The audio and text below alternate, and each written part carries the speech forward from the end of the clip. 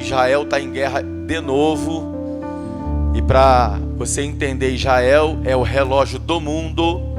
As profecias bíblicas estão todas conectadas a Israel, né? Então Israel está em guerra novamente. E isso aponta, são sinais que apontam, né? E aí Jesus vai falar no capítulo 24 de Mateus, né? Quando vides esses sinais, sabei que o fim está próximo. Então fica ligado, irmão, Jesus está voltando. Bom, Marcos, capítulo de número 4, o versículo é de número 35, abra sua Bíblia, eu quero entrar na mensagem dessa noite. Marcos, capítulo 4, o versículo é do 35 ao 41. Os irmãos devem estar sentindo falta de alguns irmãos aqui na igreja, de alguns obreiros. Irmãos, a gente tem pedido para todos os irmãos que tiver com qualquer resfriado, dor de cabeça, febre, para ficar em casa, né? Esse friozinho veio aí, vários irmãos ficaram meio gripados, então fique em casa, né? A gente sabe que nós estamos aí diante de um cenário de pandemia, então nós precisamos ser prudentes nesse momento. Então, não importa se é obreiro, não importa, é necessário que fique em casa, se medique, até que você fique bem, fique curado, e aí você volte, né, a estar aqui conosco cultuando a Deus. E às vezes, né, a gente está embaixo de uma palavra aqui na igreja, você que nos visita. Antes dessa pandemia vir a acontecer, no início do ano, o Senhor pediu para a gente estabelecer um jejum com a igreja, né? E esse jejum era sobre a justiça de Deus. E logo em seguida o Senhor pediu para a gente orientar os irmãos para ungir o umbral das portas, das casas, das janelas, que ninguém desse lugar ia perecer. E logo em seguida veio a pandemia. Nós não sabíamos da pandemia, nós apenas obedecemos o que o Senhor foi nos orientando. E depois, quando veio a pandemia, a gente entendeu o que Deus tinha orientado para a gente. E até aqui, irmãos, nós já estamos aí, né, há mais de um ano da pandemia, né? Ninguém dessa casa pereceu, amém? Ninguém dessa casa sequer ficou internado, porque o Senhor cumpriu a palavra dele nesse lugar sobre as nossas vidas. Mas o que nós precisamos ser? Prudentes, irmãos, né? Jesus falou, olha, vocês precisam ser simples como a pomba, mas prudente como a serpente. Então, né, se está com algum sintoma, fique em casa, né? Fique em casa, vamos ser prudentes, por mais que nós estamos embaixo dessa palavra liberada de Deus, mas nós precisamos ser prudentes, amém, gente? Glória a Deus. Livro de Marcos, vamos lá, capítulo 4, do versículo 35 em diante, diz assim, ó, naquele dia, ao anoitecer, disse eles aos seus discípulos, vamos para o outro lado. Deixando a multidão, eles o levaram no barco, assim como estava. Outros barcos também o acompanhavam. Levantou-se um forte vendaval, e as ondas se lançavam sobre o barco, de forma que este foi se enchendo de água. Jesus estava na popa, dormindo, com a cabeça sobre um travesseiro. Os discípulos o acordaram e clamaram, mestre, não te importas que morramos? Ele se levantou, repreendeu o vento e disse ao mar, aquiete-se, acalme-se. O vento se aquietou e fez completa bonança. Então perguntou aos seus discípulos, por que vocês estão com tanto medo? Ainda não têm fé? Eles estavam apavorados e perguntavam uns aos outros, quem é este que até o vento e o mar lhe obedecem? Vamos orar. Pai, em nome de Jesus, o santo livro, a tua palavra foi aberta diante da tua igreja, diante dos teus filhos, diante dessa assembleia, Senhor, na reunião dos santos. Pedimos que haja sobre nós um espírito de entendimento, e de revelação, que as nossas mentes sejam todas levadas cativamente de Cristo, Senhor.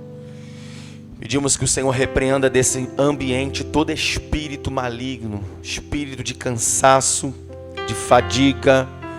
Senhor, o espírito do sono na hora da palavra, sai desse ambiente agora. Toda dispersão sai, toda inquietação sai desse ambiente agora. Senhor, eu te peço que esse ambiente seja tomado pela tua presença e pelo teu espírito. Que tão somente a glória do Senhor se estabeleça sobre os céus de Saraguruna nesse momento. E que os anjos do Senhor possam subir e descer sobre esse lugar. É o que eu te peço nessa noite, em nome de Jesus. Amém e amém. Irmãos, o texto que nós lemos aqui não é novidade para ninguém, né? É um texto muito conhecido de todos os irmãos. Bom, se você não viu um filme, nem a novela da Record, mas pelo menos você já leu a respeito de Jesus no mar ali com seus discípulos, né? Quem escreve aqui nesse momento é Marcos. Marcos, para quem não sabe, ele foi o primeiro escritor aqui do Novo Testamento, pelo menos dos Evangelhos. O livro de Marcos foi o primeiro a ser escrito, e inspiração para os outros discípulos, né, escreverem. Foi escrito há 60 anos depois da morte de Jesus. E quando nós lemos os evangelhos, são chamados de sinóticos, né, porque são semelhantes. Mesmo sendo semelhantes, nós conseguimos perceber alguns pontos, alguns destaques individuais desses homens, né? A gente pode olhar para a mesma imagem e cada um perceber uma coisa diferente. Dificilmente nós percebemos as mesmas coisas. E esses discípulos, eles escrevendo, cada um foi colocando aquilo que seu coração ali se envolveu, né, com tudo que Jesus estava fazendo. Mas esse texto aqui especificamente, se você for olhar nos evangelhos, você não vai ver muita diferença de expressão ou de linguagem daquilo que eles estão falando, porque eles estão todos no mesmo cenário, todos eles estão dentro do mesmo barco, todos eles estão enfrentando as mesmas dificuldades, né? E a atitude de Jesus é incontestável, todos eles estão vendo a mesma coisa. O quê? Uma tempestade e Jesus dormindo na polpa do barco. Então isso é uma coisa que ninguém pode alterar, ninguém pode botar diferente, porque todos eles vão dizer que Jesus dormia a polpa do barco. E só que esse cenário que se desenha aqui, né? Jesus dá uma direção para eles, olha, vamos para o outro lado. E essa palavra de Jesus, vamos para o outro lado, deveria ser a palavra que eles deveriam se apegar. Jesus disse, vamos para o outro lado. Então, o que Jesus estava fazendo? Dando a eles uma direção. Nós vamos para o outro lado. Ele já deu a direção, ele já deu o norte da jornada deles. A nossa jornada é chegar do outro lado. Só que o fato, preste atenção nisso, o fato de Jesus ter dado a direção, o fato de Jesus ter dado o norte para eles, para onde seguir, para onde ir, mesmo eles, escute isso, mesmo eles tendo recebido o norte de Jesus, para onde ir e em que direção seguir, eles não se livrariam, eles não estariam imunes às adversidades da jornada, das dificuldades do caminho. Entenda uma coisa, irmãos, nós estamos vivendo em pleno século 21. A terra, a humanidade está sendo assolada de todos os lados. Enfermidades, doenças, pestes, crise financeira, crise política. Não é só o Brasil, irmãos. Isso não é uma exclusividade do Brasil. O mundo está assim. Os países estão vivendo uma loucura por todos os lados. O mundo clama por paz. O mundo pede calmaria. Todas as pessoas em todos os lugares do mundo, de alguma forma, estão pedindo para que haja paz, para que isso acabe. E não é diferente para nós. Porque, apesar de nós recebermos uma direção de Jesus, qual é a direção? Vocês precisam permanecer comigo até que eu venha, ou até que eu volte para buscar vocês.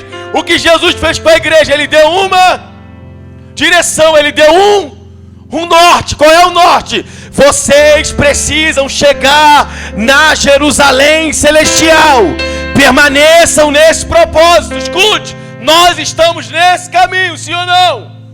Mas ele disse algo para os discípulos: no mundo vocês terão, mas tem de bom, porque eu venci o mundo. Vocês também.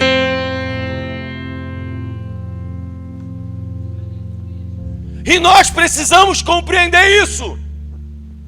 O fato de nós termos uma direção de Jesus, de onde nós vamos, ou para onde nós vamos, e onde nós queremos chegar, nós não estamos imunes das adversidades da vida.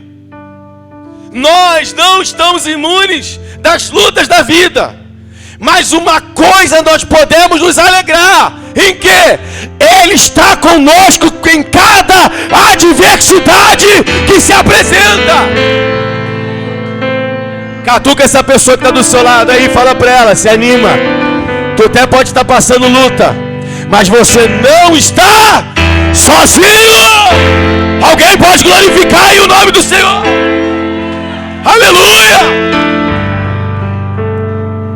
O norte, céu. Direção, Jerusalém. Aí o que ele fez conosco? Entre no barco. Nós estamos dentro de um barco chamado igreja. Se você não saber, você está sabendo hoje. Você está dentro de um barco. Daqui a pouco alguns vão pular do barco, né?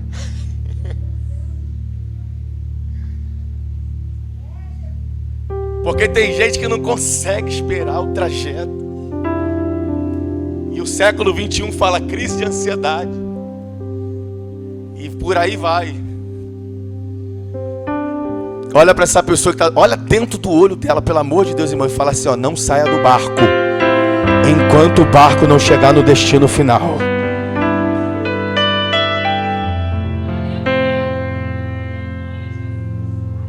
Aleluia. O barco não chegou no destino, meu irmão. Por que tu vai sair do barco? Permaneça no barco. E eu vou dizer algo para você aqui nessa noite. Escute. Por mais que eles estivessem dentro do barco, escute isso. Por mais que Jesus estivesse à popa do barco, eles não foram imunes à tempestade e ao vento forte, sim ou não? Mas eu posso te dar um recado?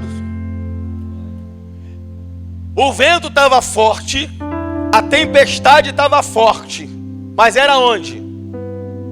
Era onde? Alguém falou, era onde? Do lado de fora.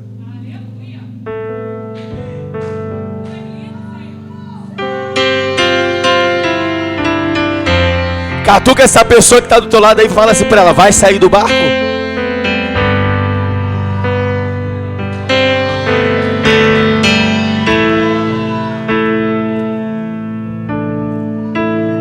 Está dentro do barco, mas está incomodado. Ai, será que o mestre não vai fazer nada? Será que o mestre não vai se levantar? Será que ele não vai acordar do sono? Será que ele não percebe o que está acontecendo? Mas deixa eu falar uma coisa, irmãos. O importante é que ele está dentro do barco. E o importante é que a nossa jornada está garantida. Mas se você sair do barco, você já sabe o que vai acontecer.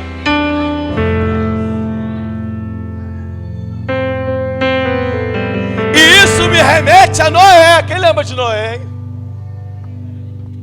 Noé constrói a sua arca no tempo determinado por Deus, cerca de 120 a 130 anos.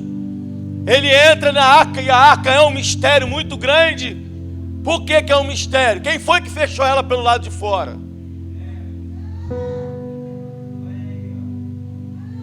Diga para mim se tu sabes. Porque a família de Noé estava toda do lado de dentro. Isso aí fica uma pesquisinha para você. A arca é fechada. Noé pega o trajeto. Qual o trajeto? Ele não sabia. Por quê? Porque aquilo ali não era um submarino. Ele não tinha só visão em 3D, panorâmica, sei lá, digital, GPS. Não. O segredo de você estar na arca, sabe qual é? É que você não tem o controle dela. Quem tem o controle dela é o Deus que manda no céu, que manda na terra e manda embaixo da terra. Por isso, meu irmão, se faz necessário a gente aprender a confiar em Deus. Porque se Noé não confia em Deus, irmãos, ele ia querer botar um remo ali. Ele ia botar alguma coisa, vela. E Deus falou para ele: ei, meu irmão, só entra na arca. E o resto, Deus, o resto deixa comigo. O que é que o Senhor vai fazer? Eu vou direcionar tudo, eu que vou conduzir tudo. Eu só digo para você, Noé, não sai da arca. E o que tinha dentro da arca, irmão? Dentro da arca haviam animais. Dentro da arca, de repente, havia um cheiro que não era muito bom. Dentro da arca haviam situações que poderia trazer um desconforto para quem estava ali dentro. Mas quando Noé botava a cabecinha para o lado de fora da janela, o que tinha do lado de fora? Morte. O que tinha do lado de fora? Tempestade. Olha para essa pessoa que está do seu lado e fala: vai sair do barco.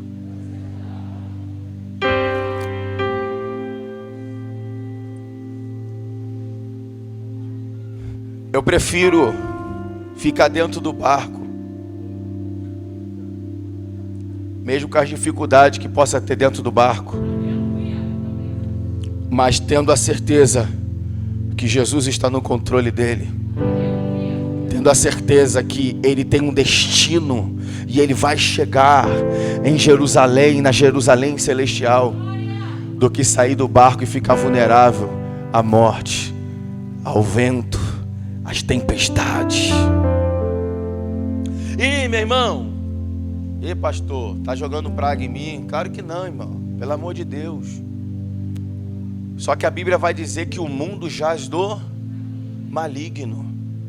O mundo já tem um governo e ele é maligno.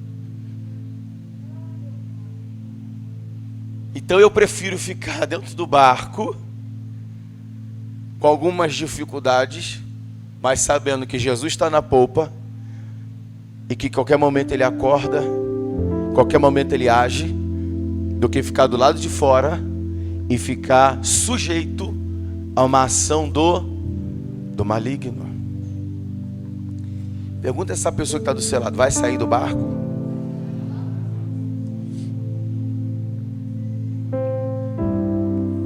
Eu vou me caminhar para o final.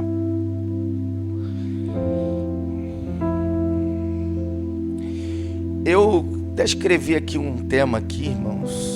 O tema é: onde está a tua fé?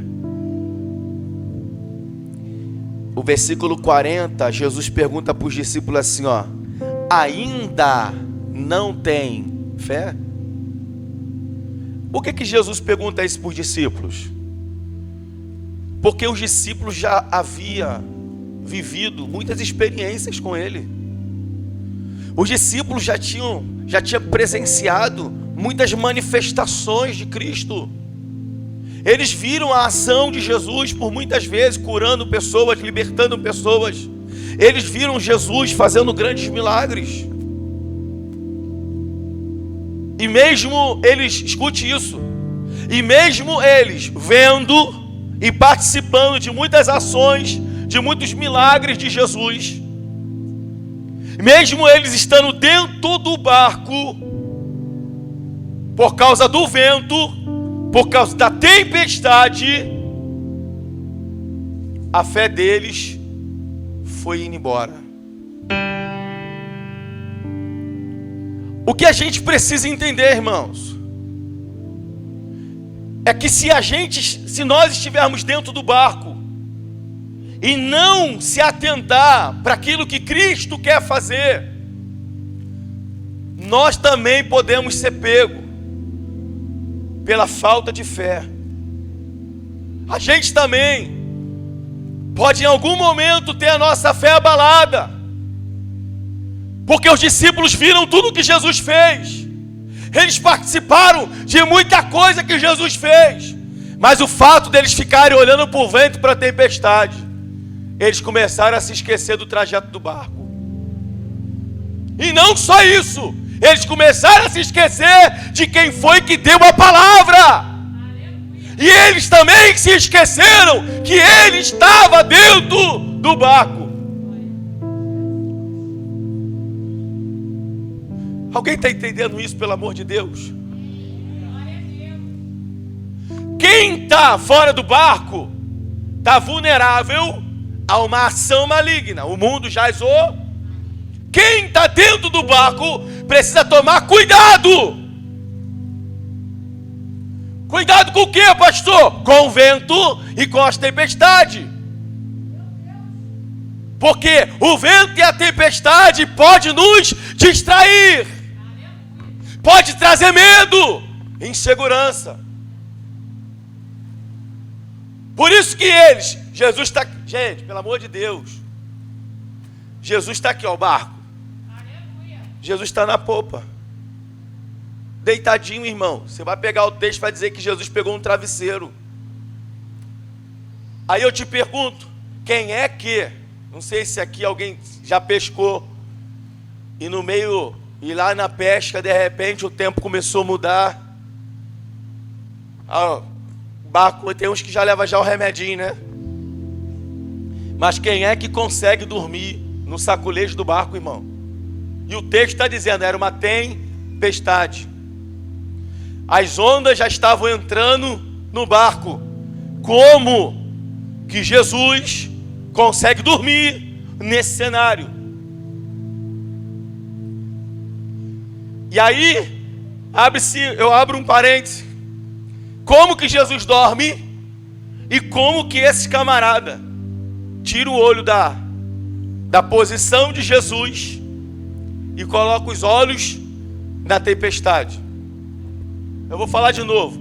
A posição de Jesus, dormindo. A posição dos discípulos, olhando para a tempestade. Eu vou falar de novo. A posição de Jesus, descansando. A posição dos discípulos, desesperados.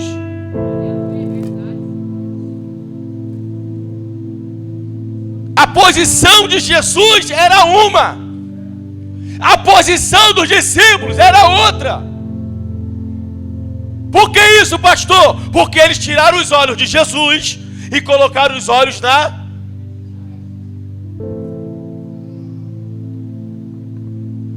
Quando Jesus falou para eles, ainda não tem fé, Jesus está dizendo, vocês ainda não aprenderam a confiar em mim. Vocês ainda não aprenderam a confiar em mim. Homens de pequena fé.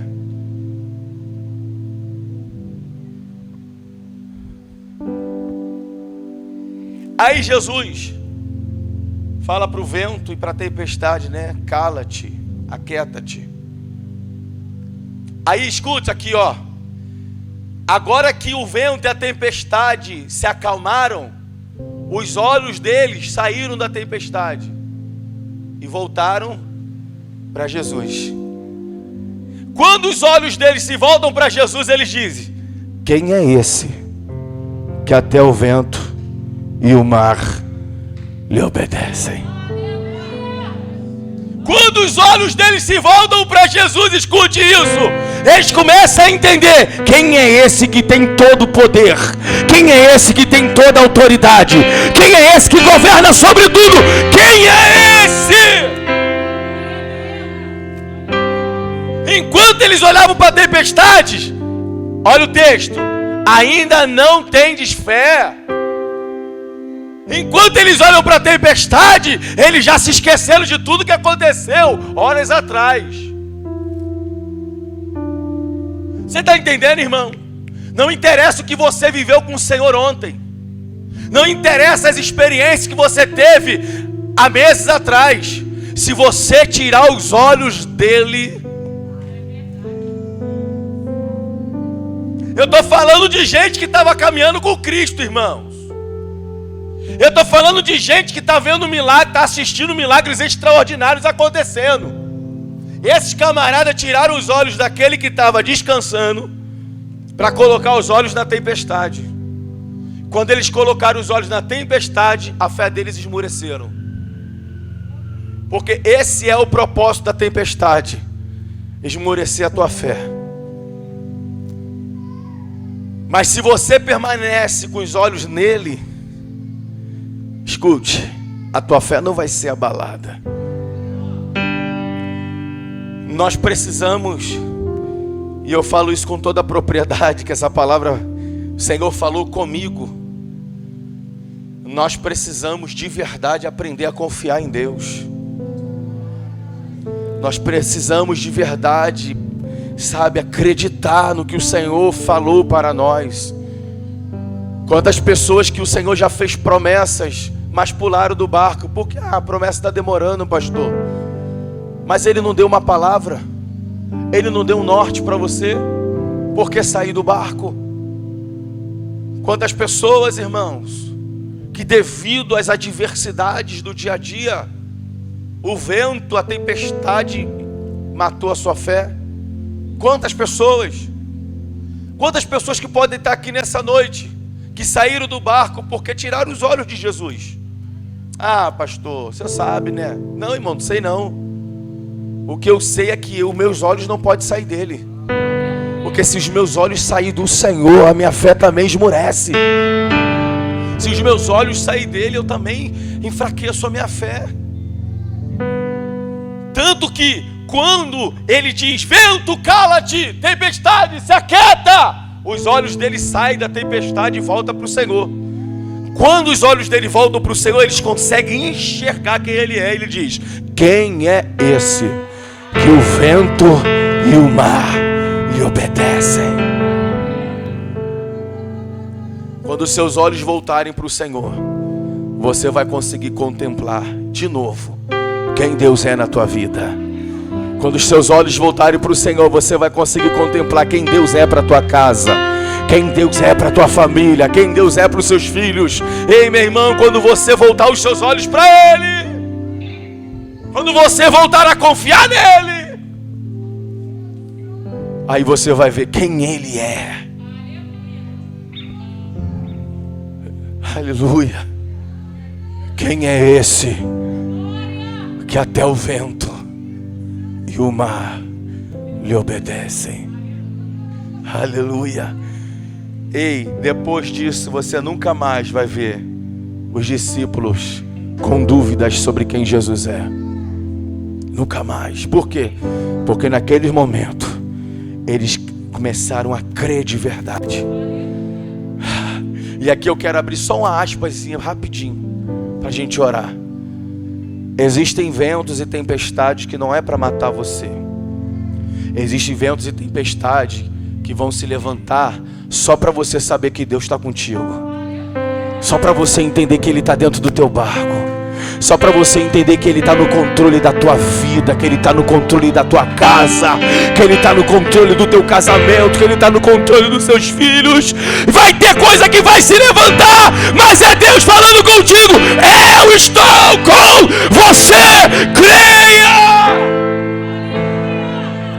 Aleluia, eu estou sentindo Ele aqui. O mestre dos mestres é aquele que manda em todas as coisas. Ele é Senhor. Senhor significa dono de tudo. Aleluia. Orebachuri quemaragaio. Oh, meu Deus. Pega na mão dessa pessoa que está perto de você e fala assim: ei, aguenta firme. Esse vento vai passar. Essa tempestade vai passar. E você vai perceber, fala, e você vai perceber que o Senhor está dentro do teu barco. Aleluia. Aleluia. Bendito seja o Deus do céu. Aleluia, fique de pé, por favor. Glórias sejam dadas a Deus. Ele tem o controle de todas as coisas, meu irmão. Nada saiu do controle dele. Está tudo no controle dele. Até esse vento que está soprando, até essa tempestade que está se levantando, está no controle dele.